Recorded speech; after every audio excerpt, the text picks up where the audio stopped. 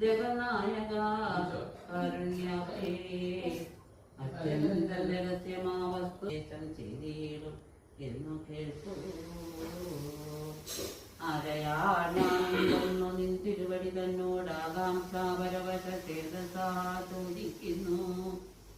കാരുണ്യം സംഖ്യയോഗവേദാദികളും ക്ഷേത്രോപവാസഫലം യാഗാദി കർമ്മഫലം തീർത്ഥസ്നാനാദിഫലം ദാനധർമാദിഫലം വർണ്ണധർമ്മങ്ങൾ പുനരാശ്രമ ധർമ്മങ്ങൾ എന്നിവയെല്ലാം എന്നോടൊന്നൊഴിയാതെ വണ്ണം നിൻ തിരുവടിയലിൽ ചെയ്തു കേട്ടതുമൂലം സന്തോഷം.